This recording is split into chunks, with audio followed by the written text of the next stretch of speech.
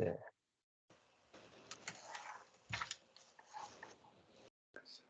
예. 우리는 용서하고 잊어야만 한다. 예. 잘 잊어지지 않죠. 예. 잊을 까지는 없다. 예. 용서만 저절로 되어지면 된다. 이게 오늘 결론이었습니다. 나눔을 좀 할까요? 잊혀지지 않는 용서 못할 인간들이 있으면 한 번씩 다.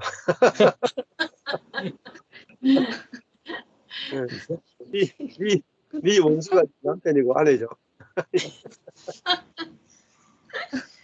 아니 뭐 가까울수록 제일 상처를 많이 주고받죠. 안 그래요? 그런 거 원 사람은 상처를 별로 안 주고받죠. 아프리카 사람한테 상처받던 사람 별로 없어요.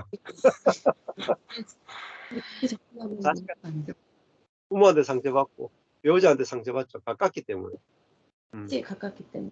근데 가족끼리 용서하는 것도 쉬운 문제가 아니에요. 그렇잖아요. 다 올라옵니다. 쌓아놨다가 푹 쌓아놨다가.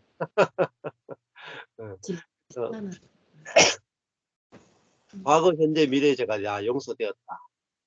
이게 확실하게 선포돼야 이제 부부시간에도 잘잘못을 안 따지게 돼요. 주님이 다 용서했는데 뭐 내가 뭐 따져봤자 뭔 소용이 있겠어요. 그렇습니다. 네. 나눌 거 있습니까? 우리 박성진 목사님. 네.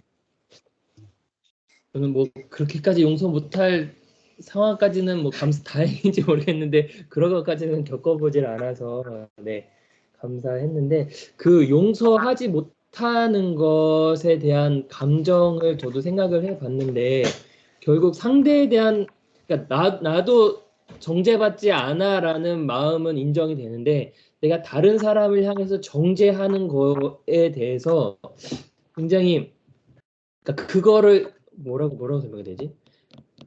그러니까 내가 다른 사람을 향해서 정죄함으로 내가 느끼는 카타르시스 같은 게 있었던 것 같아요. 그러니까 다른 사람들도 그런지는 모르겠는데 내가 다른 사람을 향해서 넌 이게 잘못됐어. 당신은 이게 문제야라는 그런 비난을 하면서 나는 저 사람보다 나아라는 그러한 뭐라 그래 이렇게 뭐 잘남 이런 것들을 조금 이렇게 느꼈었던 것 같은데 너는 용서받았어. 그러한 용서받았기 때문에 너 또한 다른 사람을 용서해야 돼. 이것도 율법적으로 많이 이렇게 했었잖아요. 이제 그러면서 되게 나의 부정적인 감정을 이렇게 누르면서 살고 또 그것 또한 표출해야 돼. 나의 부정적인 감정도 표출해야 돼. 뭐 어떤 심리학이나 이런 거 정신과적으로도 그러면서 뭐 나의 부정적인 감정을 표출하기 위해서 예전에 그런 것도 있었던 건데 뭐 병을 깬다거나 뭐 접시를 깨는 그런 카페 같은 것도 있었던 것 같은데 예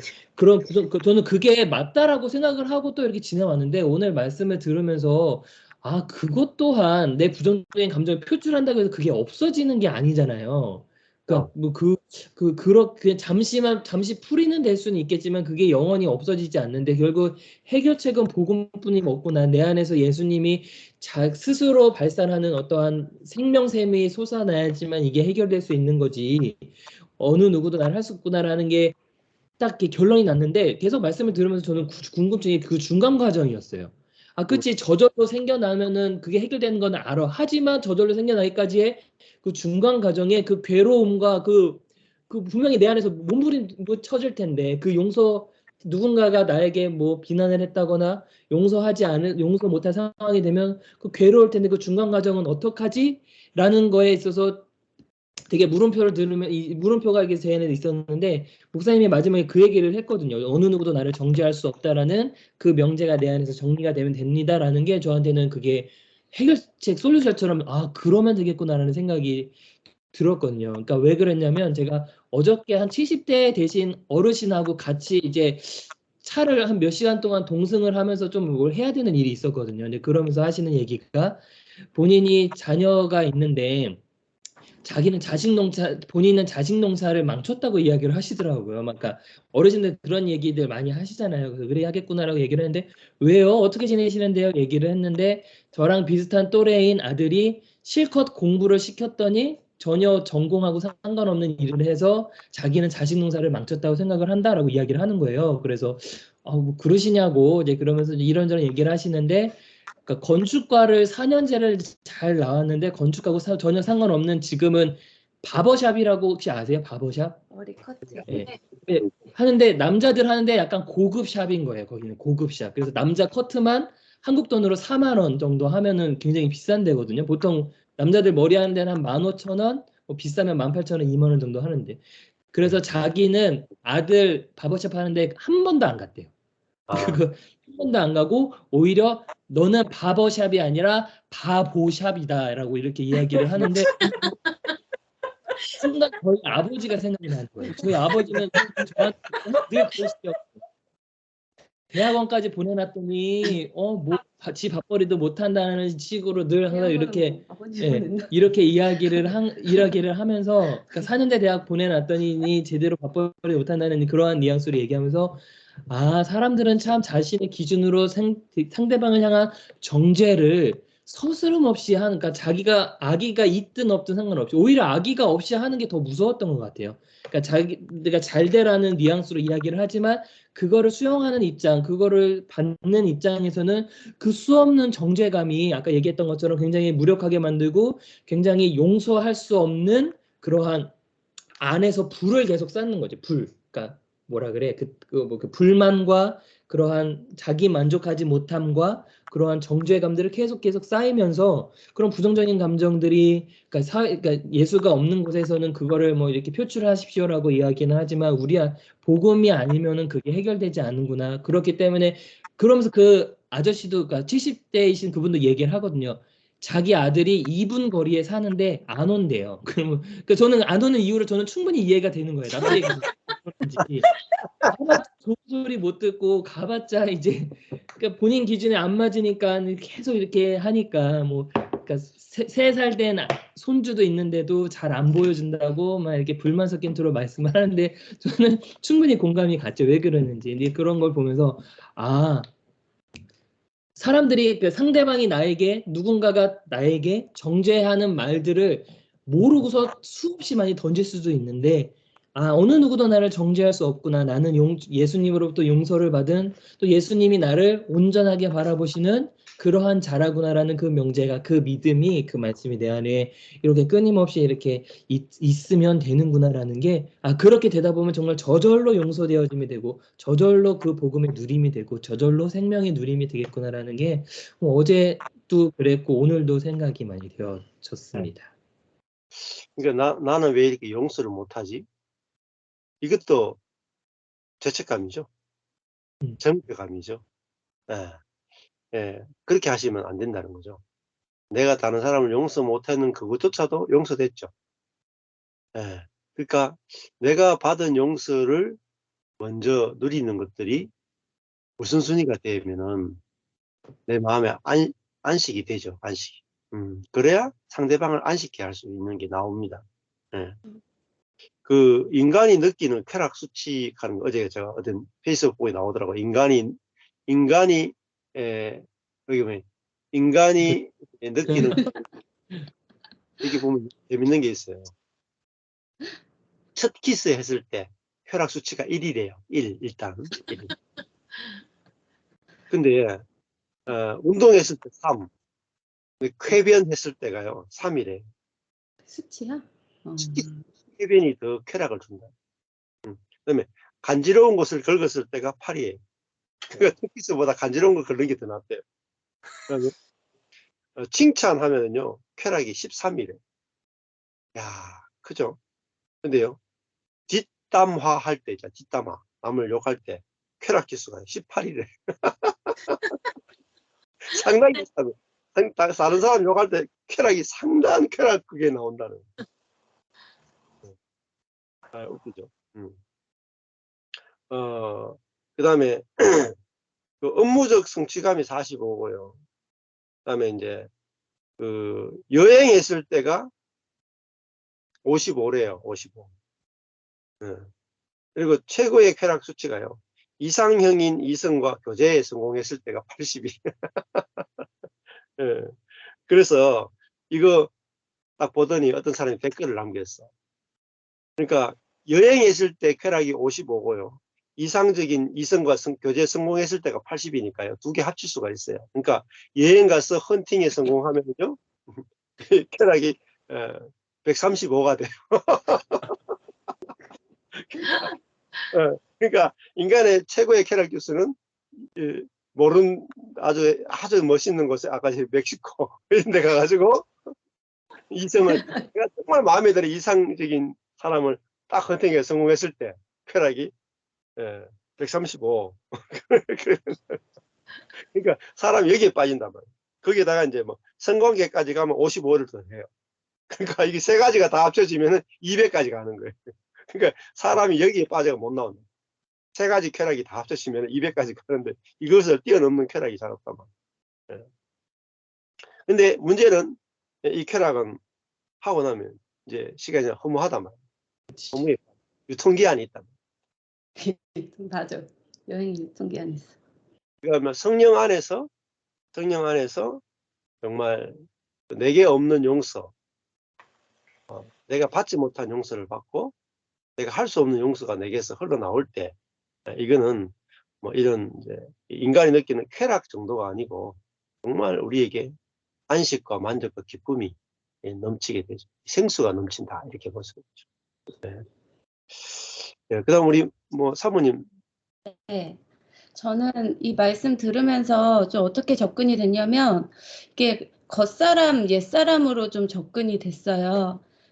내가 어떠한 사람에게 뭐 진짜 너무 힘들게 했던 사람들이 있고 그리고 뭐 사소한 거 정말 내가 좋아하고 사랑하는 사람들이지만 또 그 안에서 얻는 상처들이 있잖아요.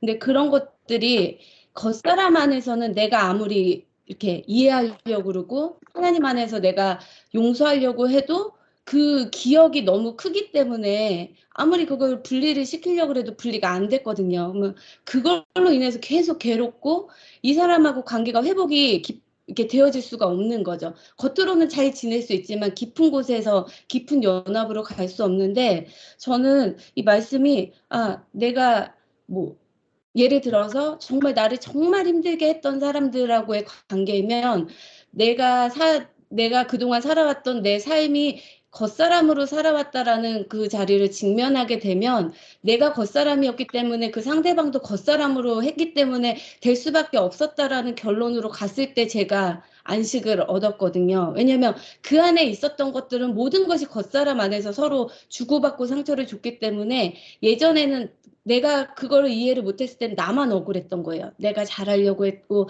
내가 하려고 했던 거 안에서 나만 억울했다면 내 존재 자체가 겉사람에서 나왔던 것들이라는 것들을 인지하고 나니까 똑같다라는 생각이 들면서 그 아픔은 가지고 있어요. 아픔은 여전히 있지만 그 아픔이 나를 잠식하지 않더라고요. 그리고 또 가까이 사랑하는 사람들 또 반대로 그 사랑하는 사람한테는 기대치가 있잖아요. 그래도 나를 잘해주고 나한테 사랑해주고 근데 그 사람들과의 갈등과 또 그 안에서 나를 채워주지 못하는 그러한 갈등적인 요소들이 있을 때 원망이 나오거나 아니면은 더 큰 기대를 하게 되거나 그리고 실망 같은 거를 하게 되는 거에서 벗어나지를 못했는데 겉사람일 때에는 근데 제가 얼마 전에 내가 사랑하는 사람들과의 관계에 있어서도 이제 예전에는 제가 겉사람인 거 안에서의 은혜가 너무 컸어요. 내 겉사람의 모습의 은혜가 컸다면 이제 눈을 돌려서 요 근래에는 내가 진짜 사랑하는 사람들의 모습까지도 이 사람의 겉사람이었기 때문에 나 이렇게 갈등이 있을 수밖에 없다라는 그런 것들을 직면하고 드러내니까요. 그 사람에 대해서 기대와 또 그 사람한테 바램과 이런 것이 끝이 나는 자리를 가게 되더라고요. 그러면서 내 안에서 그러니까 이 사람도 우리가 아무리 잘하려고 하고 아무리 우리가 행복하게 살려고 하고 우리가 아무리 좋은 뜻을 갖고 좋은 마음을 갖고 살아가려고 해도 겉사람의 끝은 복음이 아니면 정말로 될 수가 없다라는 것들을 이제 직면을 하면서 오히려 되게 그 생명이 나오는 자리로 들어가지는 것 같아요. 제가 생명을 내려고 하는 게 아니라 그렇다 보니까 상처를 사랑하는 사람한테도 상처를 받잖아요. 기대치에 있어서 그리고 뭐 나를 이렇게 속상하게 하거나 아프게 하면 용서가 안 되어져서 있다면 그거에 대한 겉사람의 자리가 끝이 났기 때문에 이 사람과 나와 그리고 내가 정말 사랑하는 다른 타인 가족들 그 사람들하고에서도 기대치 자리가 안 가니까 그냥 그 안에 온전한 그리스도를 볼 수 있는 눈이 열려지는 자리로 가게 되는 것 같아요. 그래서 내가 정말 사랑하는 신랑도 있지만 또 그 친정 가족들이 있잖아요. 그 친정 가족들 안에서 주고받던 상처들이 있잖아요. 어릴 때부터. 서로 정말 사랑했음에도 불구하고 주고받았던 상처들이 있단 말이에요. 근데 그런 것들이 끝이 나는 자리는 우리가 겉사람에서는 될 수가 없어. 우리가 새 사람 안에서 정말 새 생명 안에서 그리스도가 나오는 그 자리에서만이 우리가 진정한 사랑과 진정한 연합과 또 진정한 용서가 될 수 있다라는 그게 내가 하는 게 아니라 그리스도가 나와서 되어지는 것들을 제가 이제 경험을 하면서 오히려 생명이 나온다는 게 복음을 들어서 그냥 짠하고 나오는 게 아니라 정말 아픔의 자리에서 직면이 되어져서 이게 정말 거짓이구나라는 것들을 직면할 때 오히려 깨어지면서 생명이 보여진다라는 것들을 이제 경험을 하고 그게 되게 엄청난 은혜구나라는 것들도 요 근래 경험을 하면서 되게 혼란스럽고 아팠던 시간들이 오히려 역으로 정말 너무 놀라운 은혜고 너무나 놀라운 생명이구나라는 거를 복음의 경험을 하면서 지금 경험을 하고 있는 것 같아요. 그래서 이 말씀도 저는 그렇게 지금 이해가 되어지더라고요. 그 사람과 속 사람이 나누어지는 것이 되게 중요하죠. 그 사람은 용서가 안 되죠. 그죠? 그 사람은 자기중심적이니까 일단 상처를 받았어요. 상대방이 잘못해서 상처받은 게 아니라 사실은 내 중심성이 있으니까 상처를 세게 받은 거죠. 그리고 상대방도 자기중심적인 그 사람이니까 상처를 세게 줘요. 그리고 주면서도 주는지도 모른단 말이에요. 그러니까 이게 그 사람과 그 사람 안에서는 상처를 주고받는 것이 아주 일상화되어 있죠. 근데 그 사람이 이게 가짜고 속 사람이 진짜구나 이렇게 나누어지면은 속 사람은 이타적인 생명으로 사는 거다.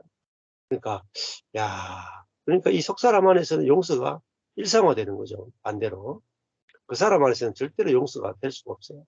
그래서 사모님 말씀처럼 그 사람과 속 사람이 혼과 영이 나누어지면 그 사람의 영역에서 그 사람과 속 사람을 나누지 않고 용서하자 이렇게 하기 때문에 용서가 안 되죠. 그 사람으로 용서가 안 되는데 근데 속 사람 안에서는 저절로 용서가 되어진다. 이게 다르게 좀 보여지는 거죠. 아주 사람 안에서 되어지다 보면은 그 안에서 그리스도의 사랑이 더 깊어지는 것 같아요. 그렇죠. 그 사랑이 나에게 찾아오셔서 그 사랑으로 용서를 하셨기 때문에 타인에 대한 그게 생명으로 흘러간다라는 게 그렇게 이제 적용이 되는 것 같아요. 그렇죠. 나누어지면 진짜 내 안에 있는 그리스도의 생명을 이제 내가 알게 되고 그리스도의 생명으로 하나님의 사랑을 알게 되면 훨씬 더 풍성하게 깊이 알게 되고 누리게 됩니다. 그 다음에 박 목사님 더 박수 한번 드릴래요? 예. 그 율법의 세계와 생명의 세계라고 하셨던 그 말씀이 굉장히 크게 와닿는데요. 용서라고 하는 것은 내 뜻이 있으니까 상처를 받더라고요. 내 그렇죠. 뜻이 있으니까 상처를 받고 내 뜻이 있는 상태에서는 용서가 도저히 안 되죠. 그렇죠. 내 뜻과 맞지 않아서 상처를 받았는데 어떻게 그게 용서가 되겠어요? 용서가 될 수가 없죠. 근데 이제 그러면서 생각해 보니까 우리의 신앙생활이 생명의 세계를 너무 못 들은 거죠. 못 본 거죠. 그러니까 그냥 저절로 사라지는 세상이 그냥 혼적인 세상이었잖아요. 율법의 세상이었잖아요. 그러니까 제가 이론과 실제, 복음을 들으면서 이론과 실제에 대해서 이제 조금씩 이렇게 접근이 되어져 가는 거, 이제 경험이 되어져 가는. 어찌 보면 수많은 많은 경험들을 지금 또 하고 있고 또 이렇게 그 5년이라는 시간 동안 이 은혜를 경험하고 있지만 결국은 그것도 상당히 이 혼적인 중심적인 은혜를 경험하고 있었던 것들을 좀 요즘 겪고 있거든요.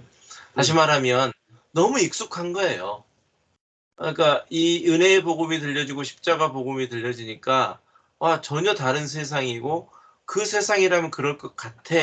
이것까지도 혼적으로 생각을 하고 있는 거죠. 내 이성으로 이제 생각하면서 그걸 받아들이고 그 속에서 경험되는 은혜 또 맛보고 있지만 실제적으로 이 내 중심성이라고 하는 것들이 딱 발동이 되면 다시 너무나도 자연스럽게 또 이전 세계에 속고 있는 세계 속에서 그냥 반응되고 있는 나를 본다는 거죠.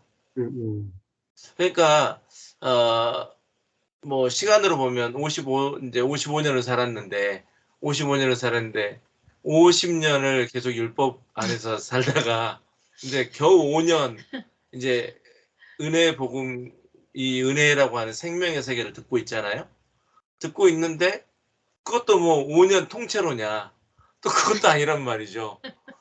그러니까 너무너무나도 희귀한 이야기인 거죠. 그러니까 그 속에 그렇구나. 그렇게 내가 하나님의 생명이 나를 통해서 나타나는 그 부르심이구나. 이제 이렇게 말씀을 듣고 나누고 이럴 때는 정말 용서할 이유가 뭐가 있겠어요. 상처 자체가 안 되는데 왜 용서가 이야기가 나오겠어요. 너무너무 좋죠. 아내하고 관계 속에서도 그 은혜가 있을 때는 너무너무 좋죠. 그런데 뭔가 딱 핀트가 상하고 그러면 또 다시 본래의 모습으로 돌아가는 것은 아주 뭐 순식간인 거예요. 순식간인 거예요. 그래서 제가 이제 이 말씀을 들으면서 저도 용서에 대한 상당한 진한 그런 그 스토리들이 좀 있거든요. 왜 용서하지 못하는가? 내가 이 정도 그리스도인으로 생활했다면 용서해야 되는 건 아닌가? 또 용서했는데 왜 자꾸 또 기도할 때 또 용서해달라고 또 기도하고 있는가? 용서했다는데 또 기억이 나는 거죠. 그럼 용서가 안 됐다고 또 죄책감을 가지고 또 그 용서했다고 생각했는데 또 안 했나 봐. 하면서 계속 이 용서 때문에 그랬는데 결코 정죄함이 없는, 그러니까 십자가 이후에 이 용서라고 하는 해석이 완전히 다르다라는 것을 모르는 거죠. 그러니까 이미 신약 시대를 살고 있고 생명의 세계를 누리고 있다고 하는데도 이 용서에 대한 해석은 이미 익숙한 구약적인 율법의 세계 안에서의 용서라고 하는 단어를 생각하는 거예요. 그러니까 국어사전적 우리 이 성경의 단어들을 국어사전적으로 접근하는 게 너무너무 많더라고요. 그럴 수밖에 없죠. 삶이 그랬으니까. 용서. 그러면 남에게 상처받은 사람, 그 사람 용서해 주는 거잖아요. 그게 국어사전인데 그 국어사전은 철저하게 율법의 세계라는 거죠. 철저하게. 그래서 저는 이제 교회 안에서 지금 하나님 이끌어 가시는 이제 우리 주일학교 아이들에게도 그렇고 또 이제 만나게 하는 사람들에게도 그렇고 이 은혜의 복음이 어렸을 때부터 들려진다는 게 복 중의 복인 것 같고 또 이 복음을 듣고 저도 전할 수 있는 게 저도 말씀을 이제 전하기 위해서 또 어느 정도 이렇게 묵상하고 또 나름대로 말씀을 준비하는 또 그 말씀을 선포할 때 제가 씻겨짐을 경험하거든요. 그러니까 이제 그런 것들이 나에게 더 이제 가득 채워지는 그런 시간들이 많이 기대가 되는 것 같아요. 언젠가도 걸으면서 그런 아내랑 그런 이야기 했는데 진짜 나는 없고 그 하나님의 생명이 나를 이끌어가는 온전한 그런 시간들이 올 것 같은 그런 마음들도 든다. 좀 그렇게 완전히 그냥 이 생각 저 생각 안 하고 그냥 막 이끌려 갔으면 좋겠다. 이제 이런 생각들을 많이 해보거든요. 용서 역시 그런 것 같아요. 결국은 율법의 세계와 생명의 세계가 갈라지지 않으면 용서라고 하는 단어가 너무너무 이상하게 해석이 되는 것 같아요. 그래서 제가 아까도 말씀드렸던 지난주에 이제 다음 주부터 설교를 하러 간다는 그것도 이전에 이제 제가 어떤 교회와 연합의 문제 때문에 또 경험하게 하셨던 일이 있잖아요, 하나님이. 그때도 내 기준이 엄청 강했더라고요. 나는 은혜적인 측면에서 이렇게 해야 됩니다라고 또 주장했던 그 모습을 그 일 통해서 보게 하셨거든요. 근데 이번에는 그 전화가 이렇게 왔는데 전적으로 그냥 아무 생각이 없는 거예요. 알아서 하십시오. 좋으실 대로 하십시오. 목사님 편하실 대로 하십시오. 하게 하신 대로 하십시오. 이렇게 되어지는 나를 이렇게 보면서 되게 저도 기뻤거든요. 생각이 없더라고요. 거기 가서 내가 하면은 주일날 끝나자마자 또 가야 되는데 거기 갔다 오면 한참 동안 주일날 오후에 재밌게 열심히 잘 쉬었는데 또 갑자기 한 4-5시간을 소모하고 또 와야 되는 거잖아요. 순간 이제 그런 생각이 왜 안 들었겠어요. 근데 그냥 하나님이 하게 하실 때인가 보지, 뭐 하게 하시면 하고 안 하게 하시면 안 하고, 뭐 이 2달 3달이라고 하지만 그게 어떻게 정해진 것도 아니고, 그런 마음들이 조금 더 이렇게 편해진 것 같아요. 용서에 대한 것도 용서를 해야지. 언젠가 제가 우리 시차례 목사님하고 이 결코 정죄함이 없는 이것 때문에 한번 다퉜다고 그랬잖아요. 다퉜다기보다 결코 정죄함이 없다고 그랬다는데 그랬더니 그건 하나님이 정죄 안 하신다는 거죠. 그 이야기 때문에. 그러면서 이제 그 말씀을 쭉 봤더니 결국은 나중에 우리는 용서할 수 없는 존재고 이미 용서받은 존재, 1만 달란트 빚진 자와 100데나리온 이 이야기로 끝나잖아요, 결국은. 그런 말씀을 보면서 하나님의 성품이 우리 안에 하나님의 생명이 있다면 그냥 저절로 되어지는 거구나.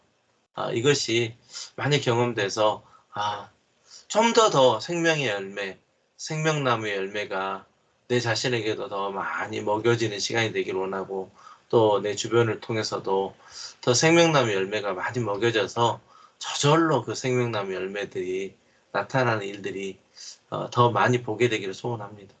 네. 저는 이제 용서라는 이 단어로 이제 생각해 보면 이제 코칭 프로그램이나 이렇게 강의를 할 때 마지막 챕터가 용서거든, 사실. 이 마지막 절정이 챕터의 제목이 용서예요. 그래서 이거를 가져갈 때 프로그램이 제일 뭐를 준비를 많이 하냐면 그 화가 났을 때 용서되지 않을 때 내 심장 비트, 내 이제 심장의 박동수, 그리고 내 혈압의 지수, 뭐 내 신체 혈관의 상태. 그러니까 네가 용서하지 않으면 네가 이게 화가 났을 때 너를 잠식하는 너를 봐라. 그러니까 용서해야 된다가 이제 용서의 끝이거든요. 근데 그 강의를 해도 나누면서 엄청 울어요, 우리가. 한 10명이 우리가 이제 부모 코칭하면은 다 엄마들이잖아요. 우리 교회, 다른 교회 또 성도들이기도 하고, 안 믿는 분도 계시고, 한 10명 정도가 우리가 몇 기, 한 7, 8기? 8기? 10기? 하여튼, 굉장히 많은 기수들이 움직였는데, 이게 마지막 챕터에 용서가 나오면은 안 울고 끝난 적이 없어요. 정말로 용서하지 못한 우리를 보면서 용서가 안 되고, 또 정말 용서할 수 없는 그 사람을 생각하니 화가 나서 울고, 그 사람이 준 상처를 생각해가지고 울고, 또 내가 망가져가는 나를 보면서 안타까워서 울고, 그게 이제 용서의 마지막 챕터에 우리가 많은 코칭 프로그램을 하고 마지막 챕터에 용서를 넣었는데, 할 수 있는 최고의 것이 너를 죽이고 있는 너를 바라는 거잖아요. 그러니까 네가 용서를 해야만 너를 평안케 한다는 거잖아, 이게. 세상에서 주는 최고의 코칭이 그거거든요. 너를 위해서 네가 용서해야 된다.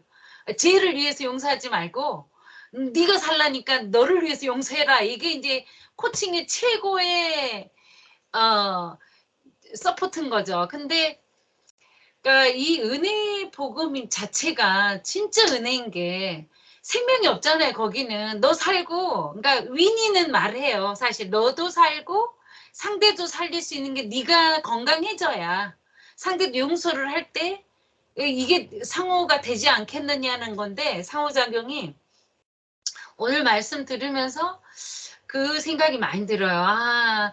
이제 다시 우리가 그 모임이 다시 모여서 이런 용서에 대해서 우리가 나눈다면 정말 그 하나님의 지금 오늘 주신 말씀대로 내가 너무 그 용서받은 자임이 너무 누려지고 깨달아지고 기쁘고 감사되면 녹아버리는 거잖아요. 그냥 녹아버리는 거죠. 그게 막 기억내야지 용서가 왜 안 됐을까, 막 나는 왜 못할까, 막 이 자책과 죄책과 뭐 정죄와 모든 것이 나를 휘몰아 가기 전에 정말 그 하나님이 너무 크신 그 사랑 안에 그냥 싹 녹아버릴 것 같아요.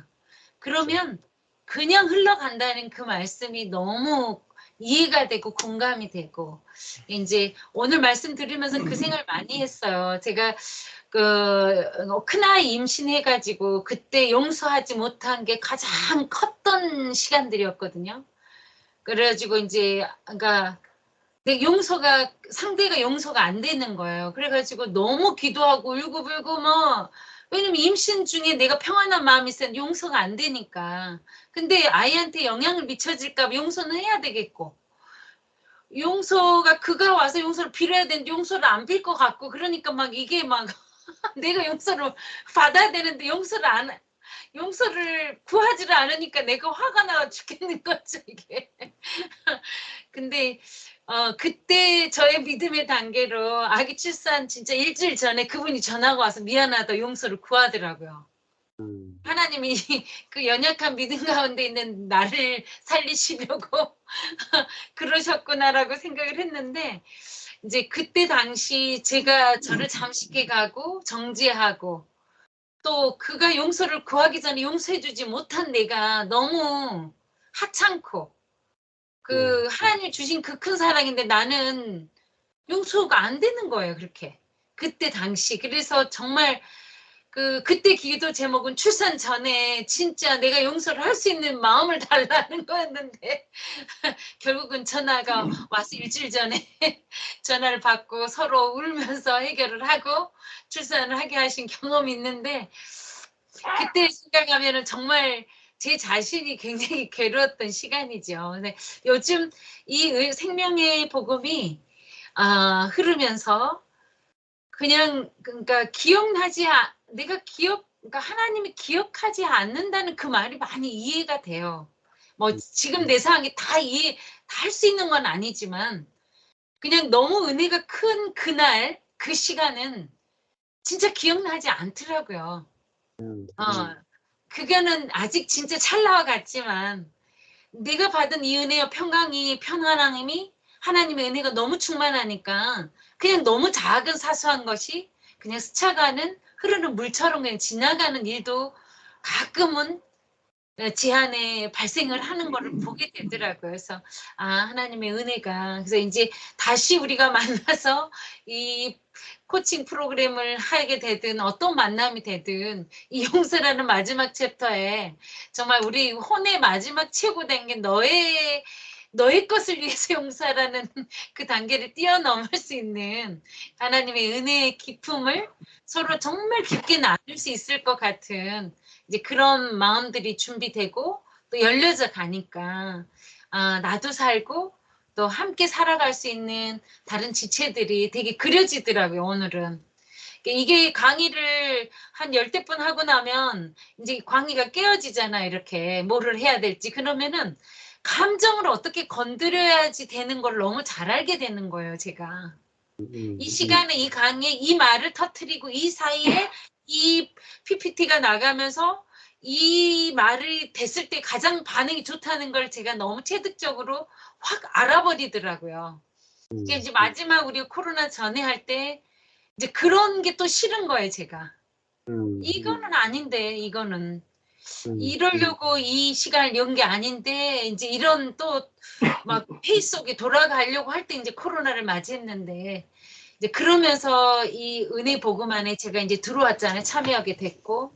근데 오늘 이 용서라는 이 단어가 제 인생에 또 함께하는 지체들 안에 정말 하나님의 생명이 우리의 그 모든 것을 용서하시고 기억지 않으신 그 사랑 안에 우리가 같이 띄어져 있으면 나도 그냥 그 강물 안에, 은혜 강물 안에 함께 흐를 수 있는 존재가 되겠구나라는 게 너무 많이 느껴져서 오늘 너무 감사한 날이었습니다.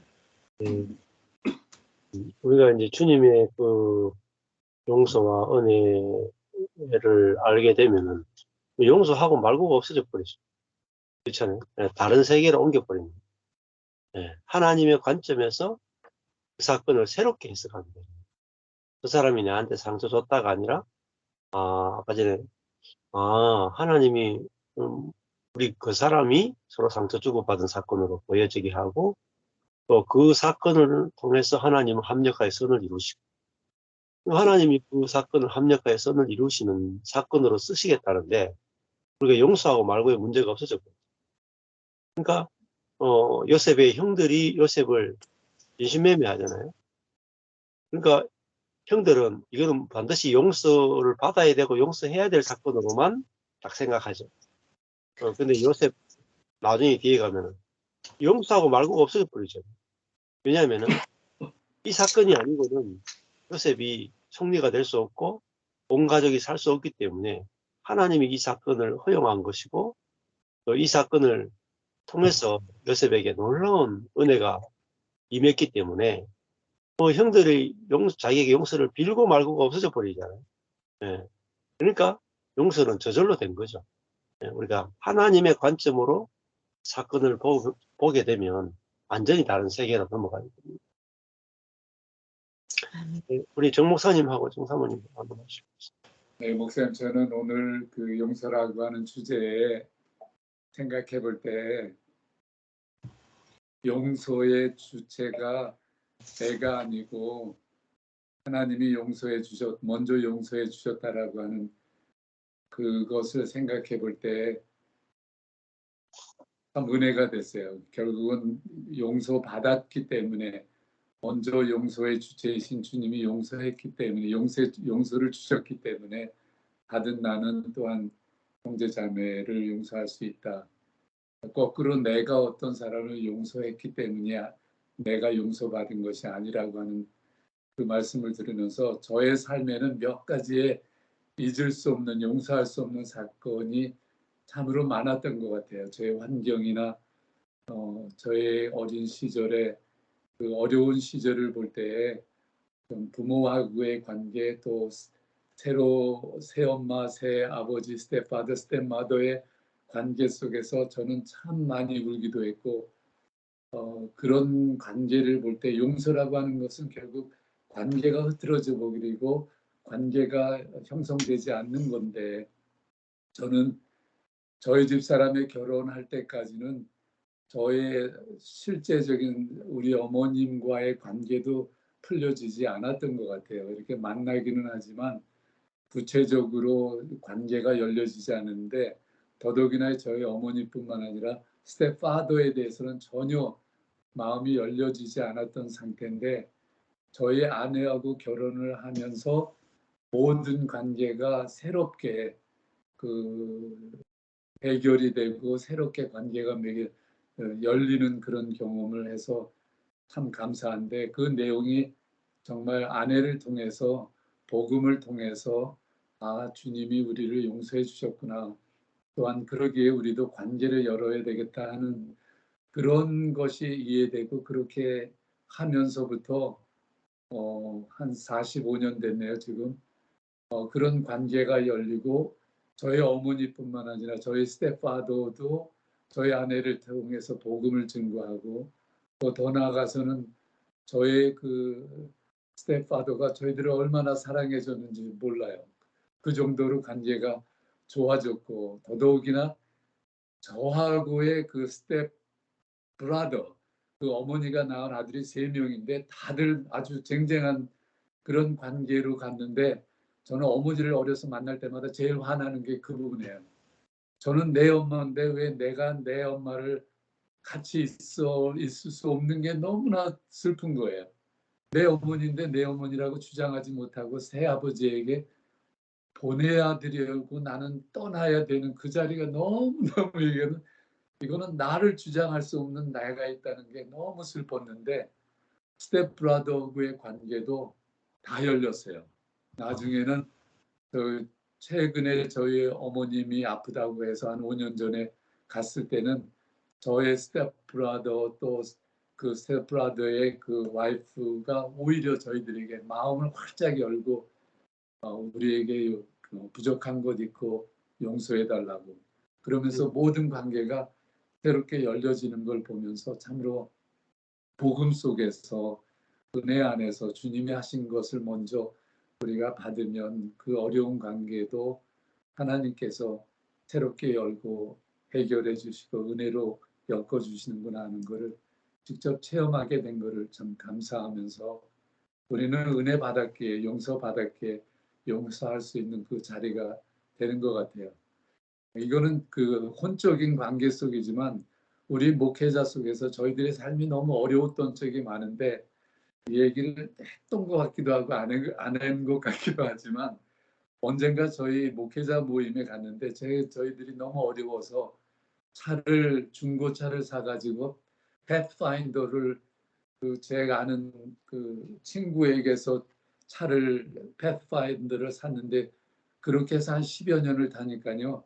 이 차가 이제는 녹슬어서 도저히 굴러갈 수 없을 정도로 그렇게 오래된 차가 있는데 그래도 그 차를 굴리고 다녀야만 했었어요. 근데 목회자 모임에 1시간 반 운전해가지고 그 모임을 만났는데 제가 아는 목회자가 대뜸 보면서 이것도 차라고 이런 차를 타고 다니느냐고.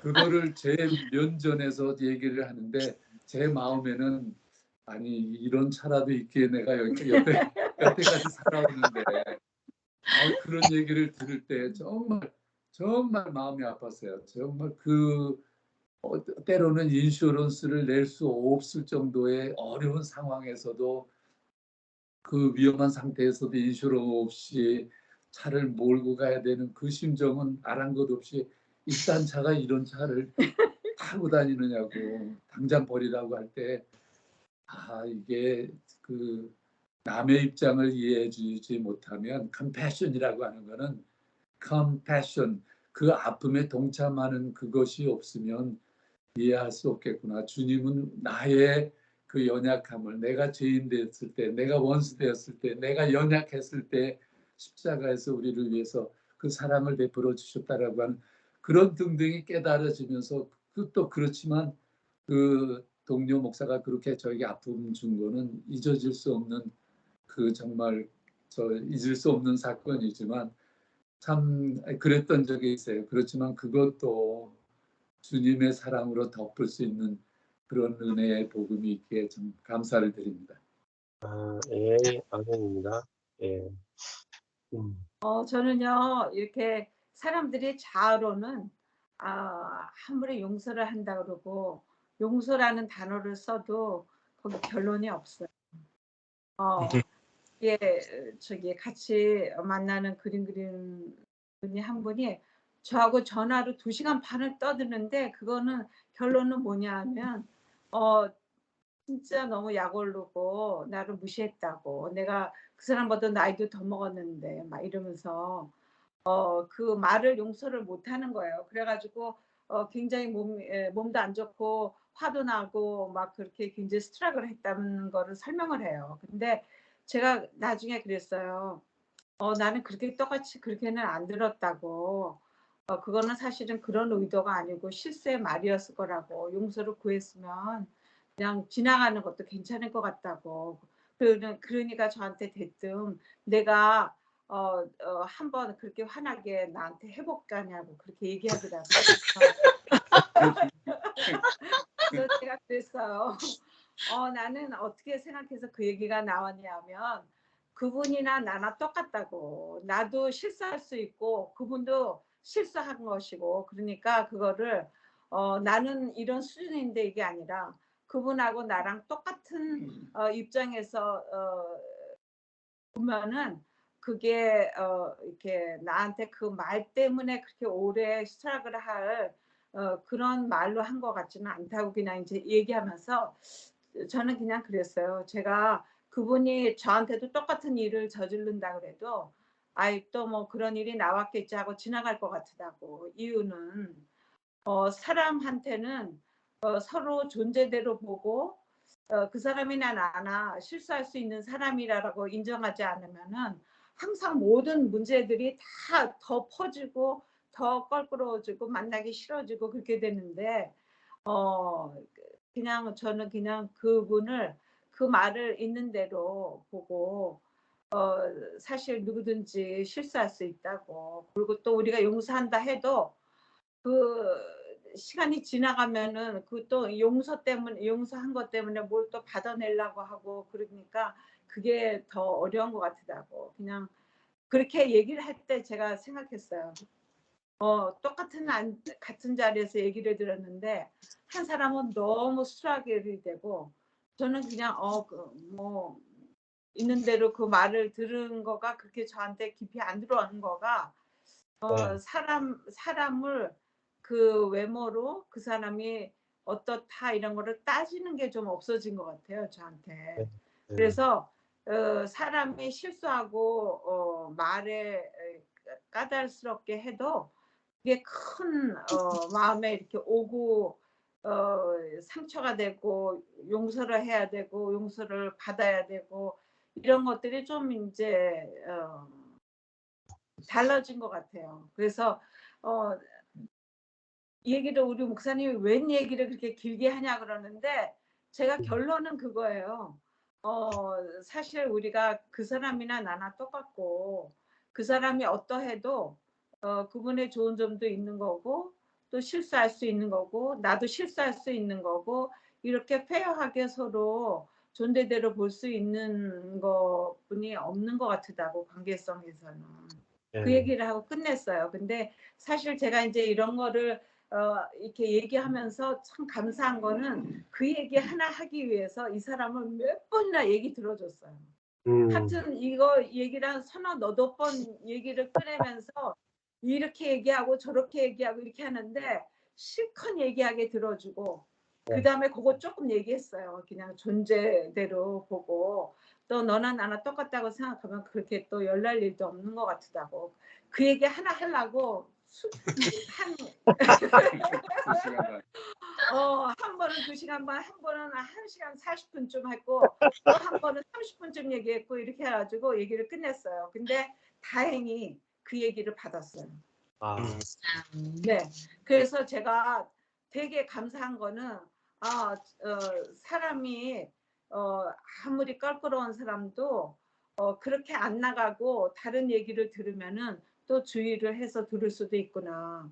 그리고 사실은 이제 복음의 말씀이 계속 들려지지 않으면은 조금 수그러졌다가도 또 나오고 하는 거지만 참 이렇게 같이 만나는 속에서도 하나님이 일하실 수 있겠다 하는 것을 경험했어요. 네. 마지막으로 말씀드리면은 내가 상대방을 용서하지 못하는 마음이 나올 때 내가 이미 용서받았다는 것은 무엇이에요? 내가 나를 그러니까 나에게 누가 상처 줬는데 상대방을 용서하기 위해서 몸부림치잖아요. 우리가. 근데 내 안에서 용서하는 마음이 아니라 미워하는 마음이 계속 나온다고 칩시다. 예. 그럴 때 내가 나를 정죄하지 않아요. 그러니까 내가 나부터 용서해야 돼, 사실. 상대방을 미워하는 나부터 하나님께 용서받았다는 사실에 머물러야 되지. 내가 이렇게 용서 못하가 되겠냐 하면서 상대방을 용서 못하는 나를 정죄하고 있으면 오히려 영원히 용서 못해요.